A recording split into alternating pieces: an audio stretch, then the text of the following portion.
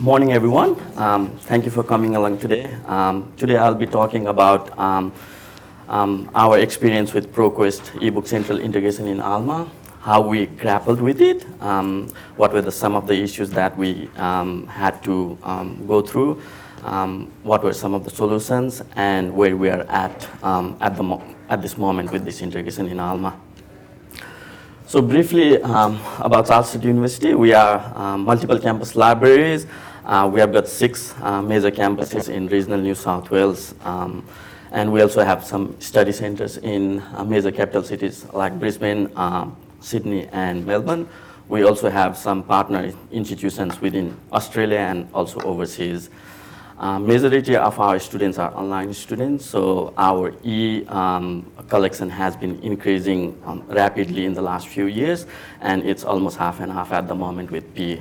So yeah, in the next few years, I'm pretty sure it's going to take over the P side of things. So yeah, that's what the library portfolios are like.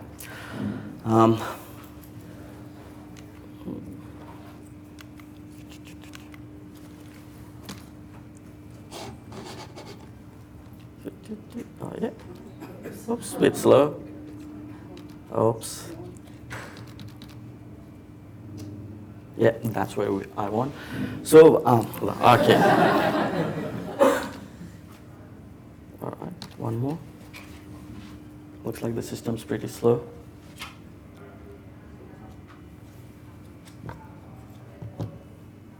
Yeah, there you go.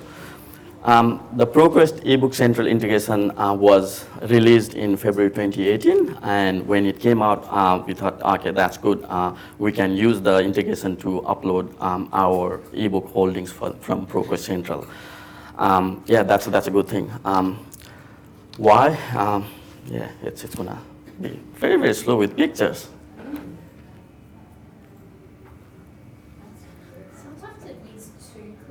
Oh, no, it's one click, yeah. If I do clicks, it goes to the other one, yeah. So, yeah, the current top 5 portfolio collections, yeah, the top one is Ebook Central. So, 2 years ago, it would have been the same. That's one of our biggest collections. So, yeah, it made sense for us to look into the automatic integration of this collection. Why? Change it back to the pre-load so that the screen.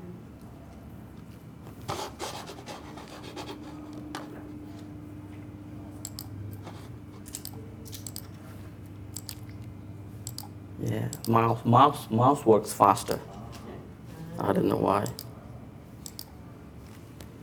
Oh, well, I'll be using the mouse anyway. So at that time, our existing process was to update the collection manually, and we would obtain files from ProQuest monthly and use the portfolio loader in the electronic collection area to do incremental updates and deletes. So that would happen every monthly if we can get time and things like that. So in terms of access and primo discoverability, wasn't that great because it's monthly updates anyway. So when we looked at the integration features, it did say that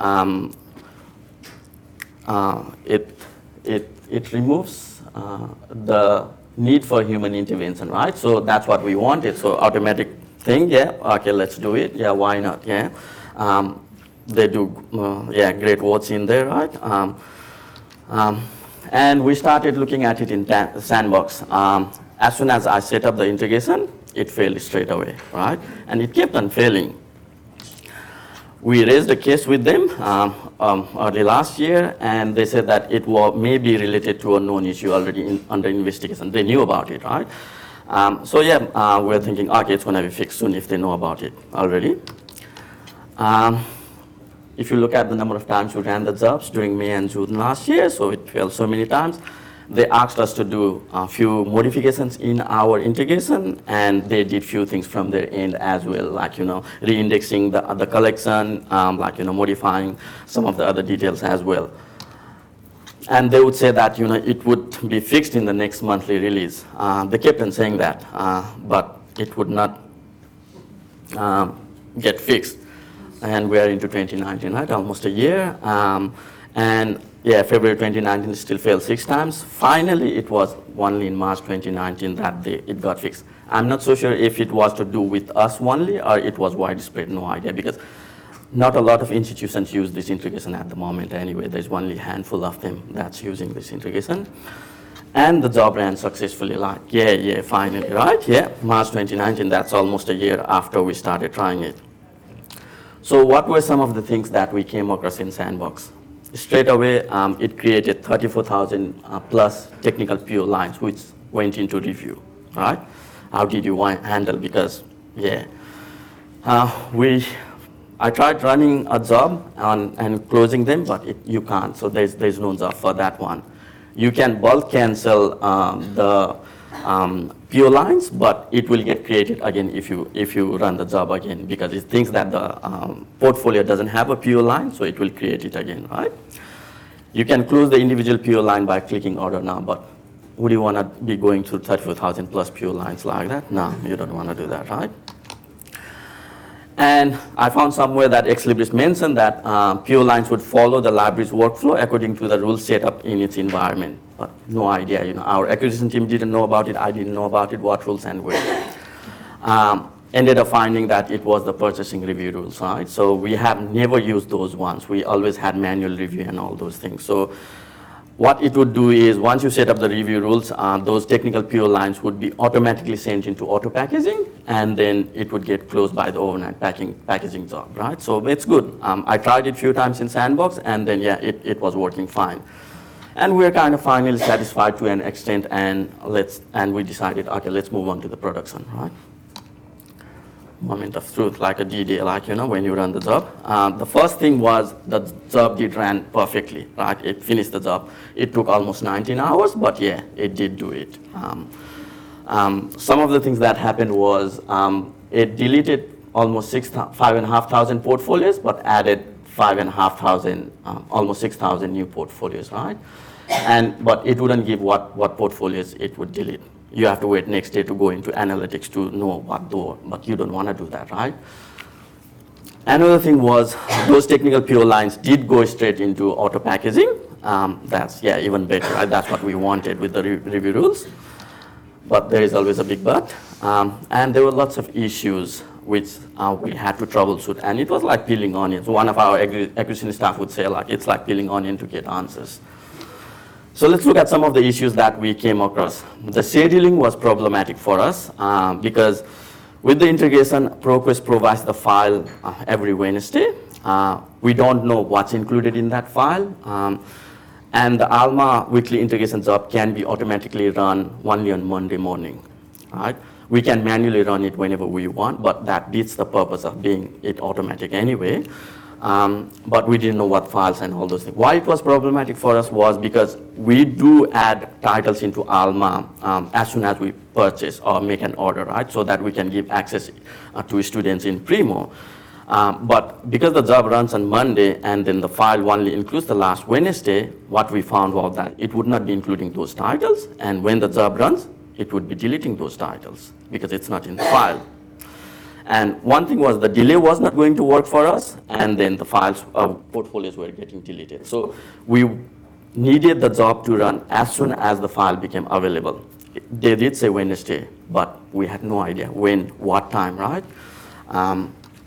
Later on, we would find that ProQuest would deposit the file Wednesday night UTC time. That's roughly around 8 o'clock in the morning, Australian Eastern Standard Time. Daylight savings affects it again as well, so I'll tell a bit more about that one later. And then the file would include all the visible titles in ProQuest Live Central. So as soon as as long as the title is in the Live Central, then it would be included in the file. Sometimes the portfolio may not be in the file, and then that's the one which gets deleted. So basically, the best scenario for us at that time was we had to manually run the job every Thursday morning. So yeah, once the file becomes available, you go into Alma and then run the job. Yeah, I don't know. Yeah, it's being automatic. That's not automatic enough, right? And then it had impact on our ordering workflow.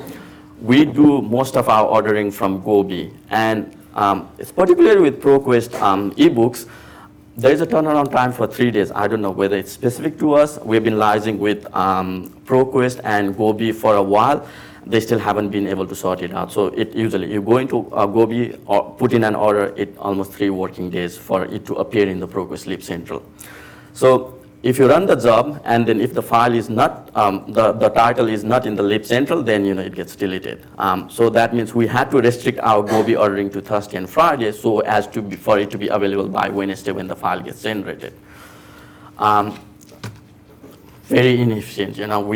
We on one hand we wanted to make the process automatic and go and forget about it, but yeah, it was very, very inefficient at that time. There were other issues as well. When the job first ran, it brought in 300 portfolios with existing PO lines. We already had the PO lines associated with the portfolios, but those portfolios got deleted in the process. PO lines were still there, but they were brought in again with the integration with the new technical PO line. And we would have lost all the local license of the existing portfolios. Why did it happen? At the moment, I know why it happened, because there were so many different reasons, but at that time, it was very, very hard to work out what the reasons were. So we thought, let's just manually fix them. We went through all 3, and our acquisition staff went through all of them and fixed them. Another issue was mismatch in community zone. I guess everyone is aware the metadata quality in community zone anyway. So ProQuest file will be bringing one title, it will link to a different title, and it comes into Alma. So basically, our title is clinical reasoning, and then we would have that in Alma. The job runs, and then it will bring in fundamentals of corporate finance, and then it would have deleted the clinical reasoning. So we have to go and manually activate those titles again. And if there are titles which is owned in the ProQuest platform, but it's not available in the community zone yet, right? So it's one of the newer titles. They haven't added those ones in the community zone, so it gets deleted by the job if activated locally in Alma as well. And after the job run, you had to review all the portfolios with new technical PO lines to see what had happened. And the other issue was we lost, when we first ran the job, we lost public notes field, because as you saw before, it deleted 6,000 portfolios, right? Almost 6,000 portfolios. So all those portfolios were brought in again. So we lost all those public notes. We use public notes to add the access model, like whether it's one user, multiple users, so that students know about it, right, in Primo. So we had to re-add all of those public notes. That was another issue as well. So what were some of our expectations when we started this integration? So we did not expect any portfolios to be deleted if it had the existing PO lines. There was no mention of it anywhere, but that was our expectations. We tested it many times, but each time the portfolios got deleted. When it was not in the ProQuest file, when it was not linked to the community zone, mismatch are not yet available in community zone. So basically these were the reasons why those 300 portfolios got added in again in the first place. We didn't know this beforehand until we worked out. So basically it contradicted our understanding of portfolios not being deleted if they had the PO line attached. So we really needed further clarification on this one. And as I showed before, the job doesn't have any details on what portfolios get deleted anyway. So that's one of the things that we wanted was best scenario would be portfolios with PO lines attached not to be deleted by the integration job. But there was one good thing in all of this mess for us anyway. I don't know how it came about, but so the DDA titles, like which we had not purchased, were also brought in by the integration. So which meant we had access to those titles straight away, and we didn't have to wait for monthly updates that ProQuest provided as well, and for the deletes as well, if we didn't have access to those pools. And when those titles were auto-purchased, it came with a technical PO line for that to be identified in Alma. And it's a non-issue for us because we don't create any orders for these titles in Alma anyway. So that was a good thing for us. So what do you do next? Turn back time or go back to how it was? Not so sure. We were thinking what's the point in implementing the functionality when it does not do what you want, right? And we had already implemented the functionality in production. We thought, let's monitor it for next few weeks and see what happens, whether we want to pursue it further or, we go back to how it was before. and obviously, get like some kind of advice or help from Alma list anyway. There are a few institutions who responded to me who were trying at that moment, but they were having some different problems as well. Then enter like Ex Libris. So yeah, I had frustration in the Alma list anyway. I don't know if anyone was aware of it at that time, but yeah, they reached out to us saying that we want to discuss about the integration and the problems that we're having. And we also brought ProQuest on board, and that was in early this year. So we had lots of meetings with Ex Libris, ProQuest, and our team. So many email communications anyway from our acquisition staff, myself, numerous clarifications. We provided so many issues with examples, and most times they say keep it in your production environment, right? But we can't, because we have to fix them and then for access and all those things. So we had to do lots of screenshots, videos, and all those things. So, and we talked about potential solutions, enhancement, fine tuning. So some of the clarifications they did at that time was, basically they said they designed that to automatically update just the collection. They didn't look at any other aspect of it, and they kind of said that, okay, yours were a unique situation with PO line and all those things, putting locally activated portfolio in Alma, all those things. So they did say that, there was a risk of portfolios being deleted if they were added manually. But we were seeing that happening anyway. So they said that they will enhance the process to preserve manually added portfolios, whether it's from locally or community zone, and that have a PO line attached. So as long as it has a PO line, then the process will not delete them. And the scheduling was very problematic for us because of our workflow. They said that they will provide additional scheduling options as well. And in regards to the community zone issues being mismatched and not being available, they said raise the Salesforce cases and then let the product management know about it as well. So what was the progress? So mid this year, they deployed a couple of changes, which we wanted. So the portfolios that already have a PO line will not be deleted, so by the integration. So they brought in a customer parameter, which is turned off by default, so which we activated, and then when you run the job, then it will not delete any PO lines, any portfolios which had a PO line. And they also provided additional scheduling options in the integration profile. So we could choose any day of the week. Still runs at only one time, 9 for us in the morning, but you could choose any day of the week. But still uses the weekly update file deposited on Wednesday. So basically, if you run it on Thursday or Friday, Monday, then it will still be using the same file. It's not a daily update as such.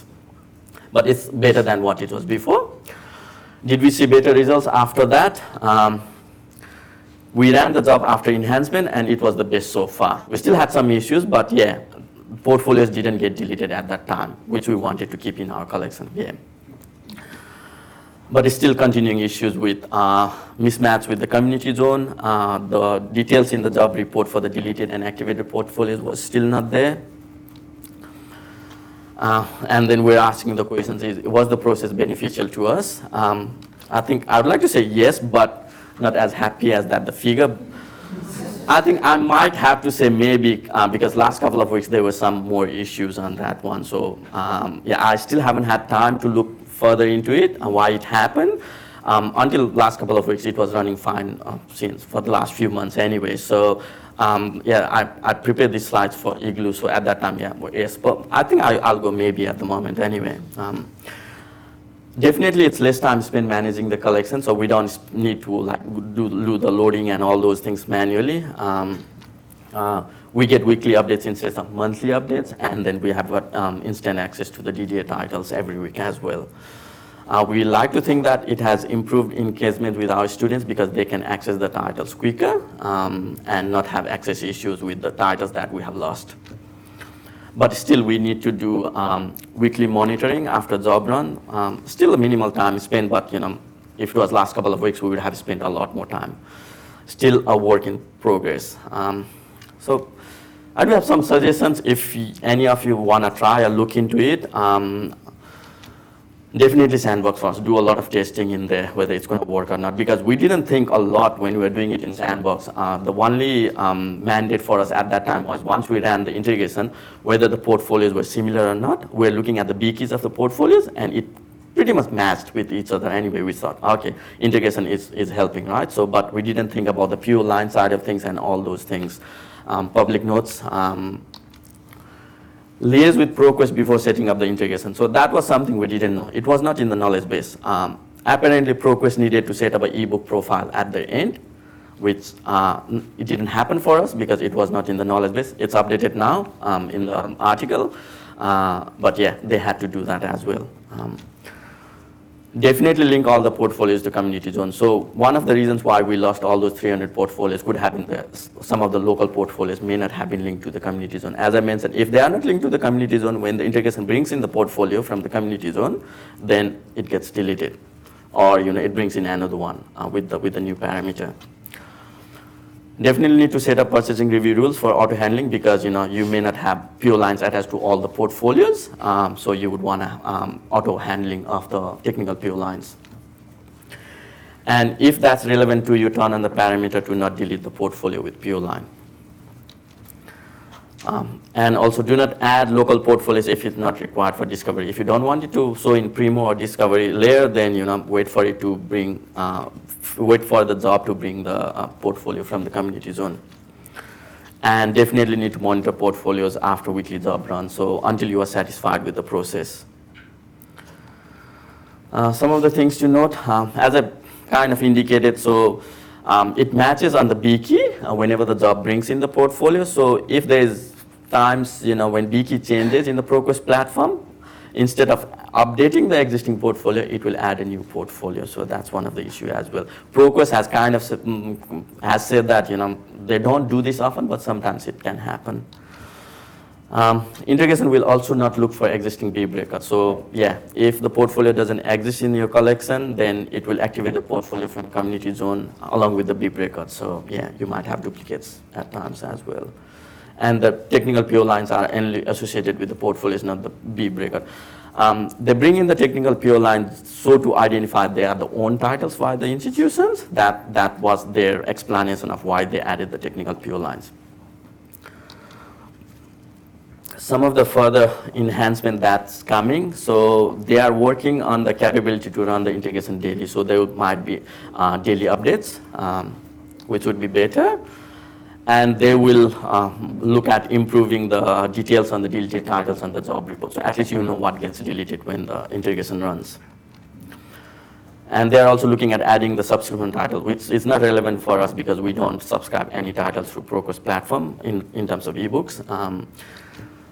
And they will also add purchase model. So whether it's own title, subscribe title, or the DDA title at the portfolio level, once they do that, then they will discontinue the creation of the technical pure line. So the indicator is already there in the portfolio, so they don't need to create the technical pure line. So if someone uses this integration or looks at it after this happens, then you don't have to set up purchasing rules or anything like that. So you don't have to worry about any of those technical pure lines which we had to go through. So they are looking at fixing this early 2020, and we said that we'll get early access for testing and feedback. So what's the ideal situation for us? Set up and forget. So once you set up, you want to forget about it, right? As it has happened for us for Orbit and Springer integration. So we had set it up once, and we have never looked back. We haven't had any issues or anything. So this is what you want with the ProQuest. I don't know why it was hard for them to do it this way. No idea. I don't know. Yeah, why we had to go through all of this. So if you need further help, definitely I'm happy to oblige, and emails, contact me or anything if you're looking in this. Exlibris did a webinar on this a while back, and there's a link to this in my presentation, so you can have a look at it as well, and also the product documentation. So they have improved that or updated that recently as well, adding all the enhancement and all those things. I just would like to acknowledge, our acquisition staff members, because they persisted with me, or I kind of asked them to persist with me anyway. And like, Exlibris product management, definitely Alma community, you guys, and ProQuest as well. And that's all I have to say today. Thank you.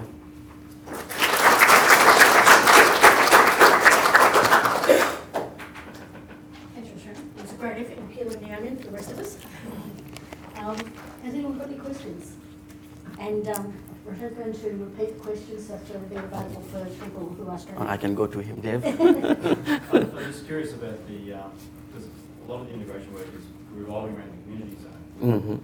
Have they spoken to you at all about the proposed provider zone? Yes, I've been hearing that it should be better with the new provider zone coming into action. Yeah. Are they involving you in that process at all? No, I don't think so. They are involving in something else because they saw the presentation in Igloo as well, and so after that they pulled me to the data focus group because there were some of the recommendations like linking portfolios to the communities, and so they pulled me into that one, and they are looking at the uploading electronic collections recommendations as well. So yeah, they pulled me into that one, not on the provider zone. Yeah, maybe they already have got enough representation. I don't know, but yeah. Thanks. Are all the bits in the documentation that were missing, Mhm. are they all in now? Not, yeah, so Stacy just asked all the bits that were missing in the documentation earlier when we started the integration, are they in there at the moment? I think they are. Haven't looked at it closely, but I saw that some of the enhancements I mentioned in my presentation were included in there as well, so it looks like they may have updated. I saw that they have added in the ProQuest, contacting ProQuest about setting up the profile and things like that, so they are there. So yeah, I'll have to go back and look at it detailedly, but yeah, I think most of the things are there. Yes. Yeah, Hamish? Were there any complaints about the lower quality of metadata? Because the records in the community zone are a lot lower quality than the ones from Central. Sorry, if you could. Yeah, so Hamish just asked that whether there was any complaints or feedback regarding the quality of metadata from the community zone. Don't think so. I haven't heard that much from the user side of things. From the users, I think they just want to access the material, right? From the acquisition staff, I did hear that we still have to fix the records again, the new ones that got brought in. So, but I think these days it's better than what it used to be anyway. And we already had pretty much a lot of portfolios in the collection already, which we had fixed, so which was good. So even though we bring in the records from the community zone, we update them anyway. So I don't know the process, but the catalogers go through the records and then they do modify. Yeah. So as much as possible, we'd like to bring the records from the community zone because of the linking and everything, so that it won't delete or bring in another one. But yeah. Yeah, we do work on improving the quality of the records. Dave? One's more to do with the Salesforce side of things. Yeah. So basically, you raised the ticket with Ex Libris. It also meant integrating into raising. They would have had the back end tickets into ProQuest. I guess, yeah. So in theory, in theory, ProQuest and Ex Libris is supposed to integrate their Salesforce. So did you see any visibility of what was happening in ProQuest? At that time, the case, so Dave was just asking whether there was any indications in the Salesforce regarding what was happening behind the scenes with Ex Libris and ProQuest. So the Salesforce that I talked about was the one to do with Sandbox, right? So the job was not running at all. So I didn't see any of that in regards to ProQuest, whether they had to go back to ProQuest and deal with it, or whether it was to do with their infrastructure of running the jobs. I'm not so sure. I'll have to go back and look at the Salesforce notes, but I think it may have been to do with how it was set up for our institutions, maybe for that particular integration anyway. So does that answer your question? So no, basically no, I didn't see that. So yeah. Yeah. Yeah, because that's something that they were supposed to do. They were supposed to, because they're the same company. Yeah, they are. So initially, that's what I thought as well. ProQuest actually the same company. It shouldn't be this hard, right? It should be seamless, right? But it still looks like they are two separate companies, anyway. So, but yeah, once I presented this at Igloo, ProQuest is really on board at the moment. They are jumping at the moment because why it was so hard and all those things. So yeah, they've been contacting me separately to know more about it, and then contact other customers as well to see whether they can improve it. So a really good outcome from your paper. Thanks very Yeah, much. no worries. Thank you.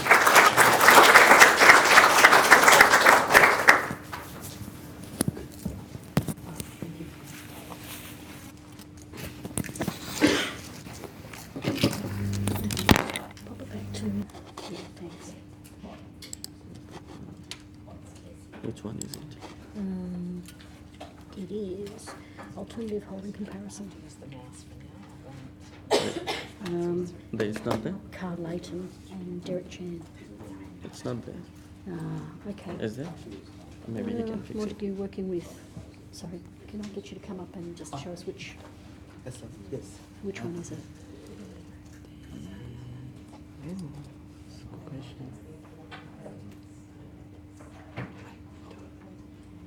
Do you know what it was called? It doesn't look like it. No, it doesn't look like one. Did you send it to Peter earlier before the? I gave her yesterday as by USB. Peter, do we have a? Do you know which one? My PowerPoint. Because there's a couple here that are just called Best Practice Day and. It's not those, it's... Glad I didn't run out the door. In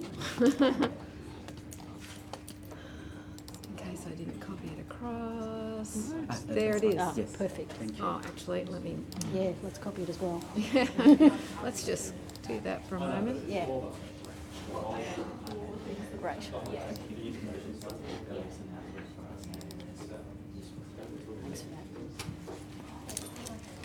And Peter, just before you go, can we have it on the display version again? So when you go to display, Oh, where's the mouse gone? Oh, there. it's jumping around, isn't it? well. Sorry, can I just grab that for a sec? Yeah. It's just so I can show you what I mean too. Yeah. So there we go. No, it's not doing the best, is it? Yeah, so we can just change the display so it's in preview display. Oh, Roshan, how did you get that up before? Yeah, just, Where are we? Oh, show presenter view. yeah, that's There what we you need, go. perfect. Oh, now it's got it up there as Yeah, well. but that's good. That's okay? You're happy with that? All right. No, we're not happy with that.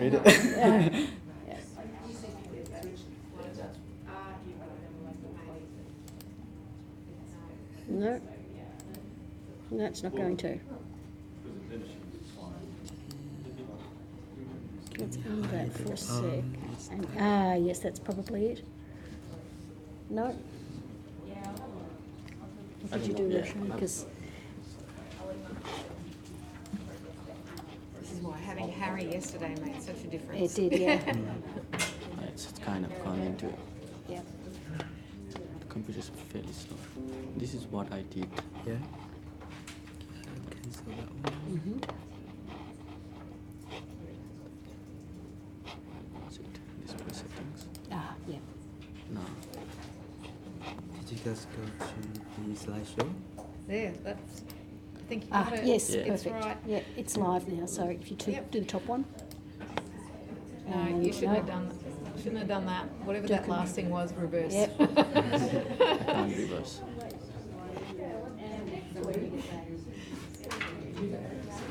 It's But it shows this. Yes, just click, that's all.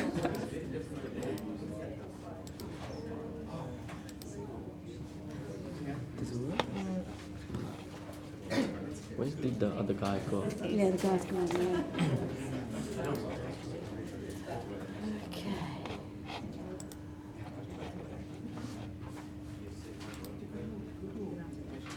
Was it moving? Yeah, it's because of that one, right?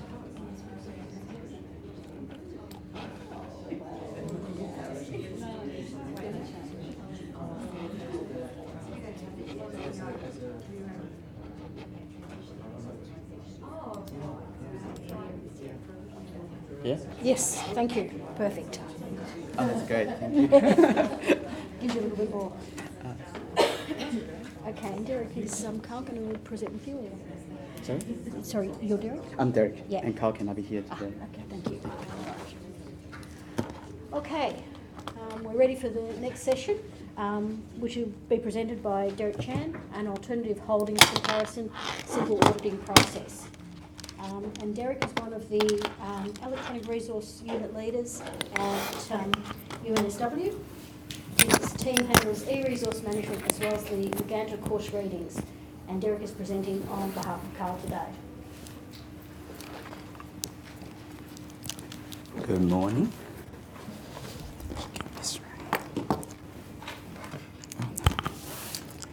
Right. Good morning. I'm Derek, and sorry Karl cannot be here today. So I will be presenting his paper, and so apologize. I'm going to read some of the papers. So just to give you some background, at UNSW, we decided to import Mark Greco as a local collection for all ebooks we have purchased. So because of that, this means Gobi will supply us Mark Greco for all the firm orders and approval plans. And for ebook collection, we either obtain the Mark Greco from the vendor or OCOC.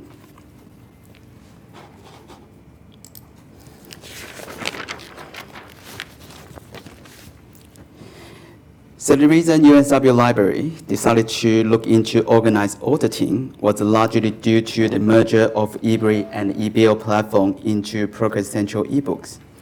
This merger left us with inaccuracies and inconsistency in our data, including URLs, a lot of duplicated portfolios, and bib records, namely for material that we held on both EBL and eBri. Removing the duplication, standardizing the URL, and ensuring the accuracy of B key used in resulting progress collection became key in ensuring ongoing access in this material, as we did not want to rely on automatic forwarding for extended periods. Furthermore, and in spite of our best efforts, we acknowledge that access will occasionally drop off for titles or over an even group of titles in any collection. We have named this platform creep. Remote services that are added to incrementally, either with individual orders, title by title, or by purchasing subsequent packages of ebooks. This platform tend to suffer from platform creep, where the holding diverge further and further over time due to a combination of human errors, automated data mismatches, or plain old gambling. Books missing or incorrectly added tend to multiply over time as your collection grows. This is especially true when speaking of a larger aggregated collection, such as Progress eBooks, on which UNSW has well over 70,000 titles, and also publisher-owned platforms such as Springer. UNSW has a process of importing Springer collection from their own Mark website based on a specific Springer collection we have purchased. Yet, we find the Mark records supplied through this tool did not always match our actual holdings. In order to alleviate our concern about this accuracy with Springer, it became necessary to perform some sort of comprehensive data checking or audit. This will be ensure all the material we have paid for is accurately reflected in ALMA and our discovery layer, minimizing dead links and eliminating the source of frustration for our patrons.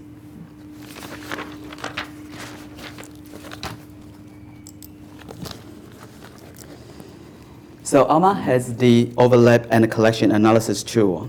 This tool can help you with which title you have in common between electronic collections and also found an input file. In order to be interpretable, the file must be in a specific layout with a particular labels on the columns, as well as in a particular order. And the report will output in what may or may not be used for format for you. And in case of missing material, simply spit out a single column of ISBNs with no further data. As overlap analysis largely relies on ISBNs for an accurate match, and we know there can be multiple ISBNs for a single item. This may also highlight any limitation with the Mark records in ALMA.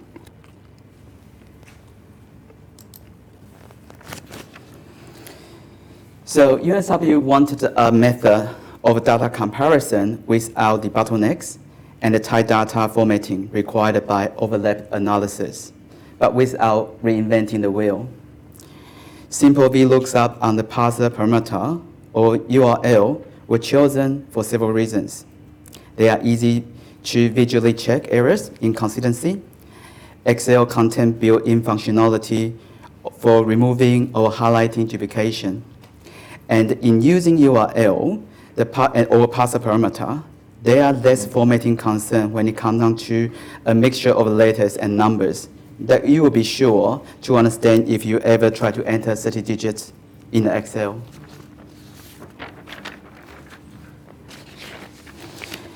So how does it work?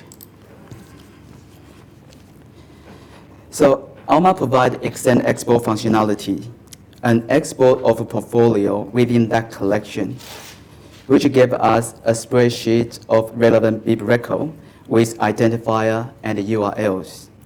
This is therefore easily comparable to a holding report that may be downloadable from the admin backend of many ebooks platforms. We start by combining these two reports into two separate tabs of a new Excel. So easily facilitating formula and for easy storage of data for later reference. From here, we saw the data in both spreadsheets alphabetically, A to Z, on the URL column, and in the extended export from the Alma complete visual assessment of the URL column to spot any inconsistencies. Complete any non-formula based alterations to ensure consistency. Then two VLOOKUP are performed. One lookup on the vendor supply sheets comparing every entry to item on the Excel export sheet from Alma. This process exposes problematic URLs, change B keys, error in B keys, or they are missing from Alma. But be mindful, this is likely that some ebooks are newly purchased and not yet imported into the system. And the second VLOOKUP compares the extended export sheet with the vendor data. This highlights data that need to be fixed. For example, title we have activated are missing from the vendor holdings. So basically, it is the reverse of the first VLOOKUP. So just look some Excel. So the first thing we would do is can you hear me? So first thing we would do is sorting the URL column. And by sorting it, you can quickly pick up there's already some error in the URL and that won't work. So for example, the first two, you can see there's an extra space in front of the URL. So when people enter a URL, if they have extra space, then that link will be broken. And so then the next three, you can see the differences. We use HTTPS, not HTTP. So then maybe also we'll be creating the access issue as well, particularly for off-campus user. And sorry, I was talking about the highlight in red one. And the last two, you can see it only contains basic URL. That means it's likely the link won't work, or it takes you to the platform, but it doesn't take you to the ebook directly. So those just a quick sorting would expose those errors in your URL, and therefore you can fix them easily. And then we start running the VLOOKUP. So two VLOOKUP we will do, and the first one is comparing the library data with the vendor's data. And the next one is comparing vendor data with the library's data. So by doing the first one,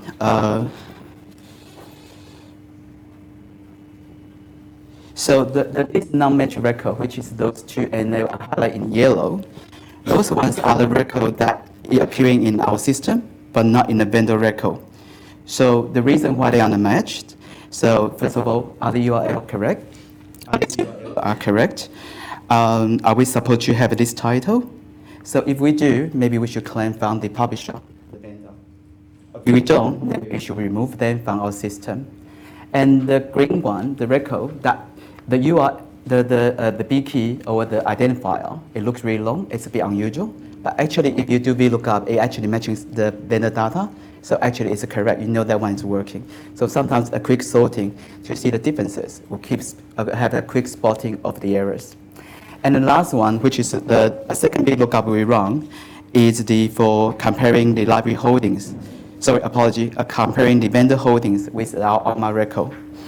And by doing this, so you will have those non-mentioned record. That shows the URL is in vendor's system saying we should have the record, but it's not in our system. So the question is, are they newly purchased? Because if they are newly purchased, we haven't imported them into the system just yet. But if they are not, maybe they are titled, we should be activated in our system, imported to our system. But we didn't for some reason.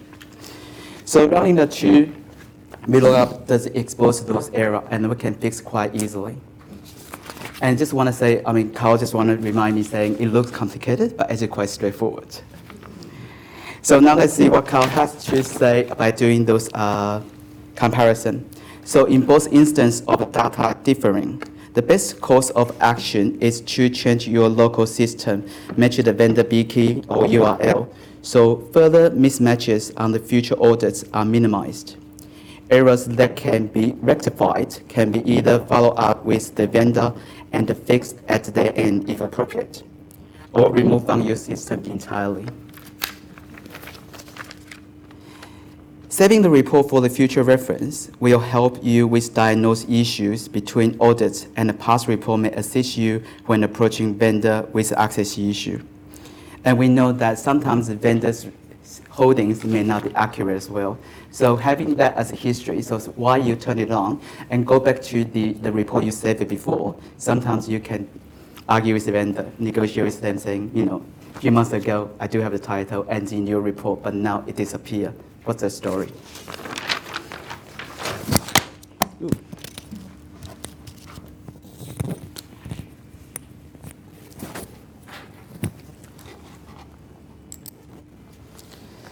So, what should we do next?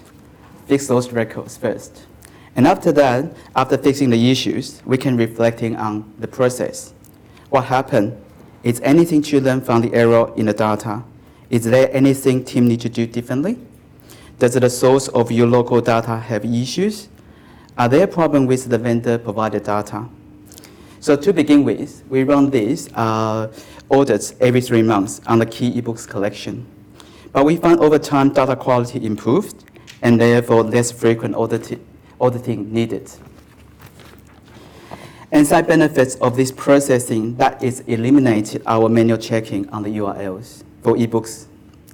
This is a simple, logical, and efficient process that has dramatically improved our data quality and consistency. Thank you. Oh, let's Karl. Very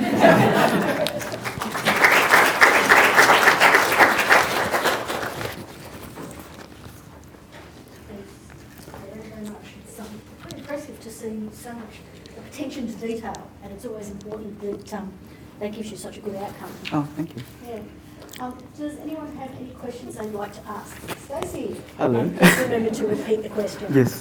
Have you given any feedback to ex-Libris about how you could use their in-system? Because I thought the same thing. Like you go to it, you go, "Ooh, this would be exactly what I want," and then you go like, "Nah." No, we didn't. Actually, we kind of moved on to decided to go with the local collection very early on. So particularly when the EBL merged with the eBree, we found there's a lot of issue, and we find ebook is very set because particularly the title we have purchased, and we want to retain that information locally rather than go use the complete zone update, because then we have to monitor quite frequently or regularly, and we find by doing our own and having a record in our system and then do this auditing, it allows us just to have control quality. And with the local market record, we also can do more about it. So we're analyzing it, we compared about it, then we decide no. Sorry, I need to repeat your question. I forgot about that first place. It's recording as well. I've just changed the settings. So just if you want to ask questions, just speak a bit louder. The speaker system will Okay. just Thank you. So did I answer your question? Yeah, I was thinking as well for the inbuilt because of the comparative, the overlap Yeah, analysis. yeah. So can that only be used for CZ, can it? Or is that, Yes. see? Every time I look at something in Alma, I get excited and then almost immediately don't get disappointed because there's something missing or it's restricted It's- or there's a bug, like Roshan. Yeah, that's a restriction by using that. Yeah. And then because, I think it's also because of the colon, it has a very limited, it's a 035 or ISBNs. And we know ISBN, when it's not the same column, you don't know which one to choose. Yeah. And therefore we decided to move away and then move into the Excel. But this is a nice issue to think about for nurse or for the sales force. Yeah. Sorry. I- To jump in on that, we have Macquarie University has put in cases about overlap analysis not working as even the system says it will work. And we have an expected fix of third quarter 2020. So a bit longer to go yet. It's almost like they don't do any testing and then they wait until someone like Roshan comes along and tries it and then you're like a development partner without signing up to be one. And I think it's about discussing with them that process, because you can accept that a developer at Ex Libris doesn't understand how others work, and perhaps they need to reach out to us earlier to do that early testing, because yes, it's very frustrating when they release it and say it works perfectly, and Yeah. yep, it doesn't. Yeah. Any other questions? Hello. Just wondering, Derek, with the URL, are you putting that from the mark records or from the portfolios that you're using? The URL is from the, actually we do importing. So when Gobi supply our record, then 856, we will import into system and it will generate the URL in the portfolio. So the extend export is from the portfolio, but the original data is from 856. And the earlier one, like some of the example I showed, there was missing space because we used to do manual activation, but now we do importing, which is that eliminating those issues as well. Yes. Can I just clarify, when you're doing the VLOOKUPs, you're doing them just on the URL? Yes. You're not looking at other data? Well, as long as it's unique data, we can try to use, but we're trying to do the URL because it's a big key and take it to a certain ebook, so we know it is a unique identifier that we can use. And so we need to find out what vendor is using, so we will try to match our URL in the same format and then make it easy for us to do a comparison. Mm. Okay, well, let's thank Derek again. Thank you. Yeah, Yeah, thank you. And Peter's, thank you Peter for reminding me. And we're going to break early for morning tea and be back here at 11:15.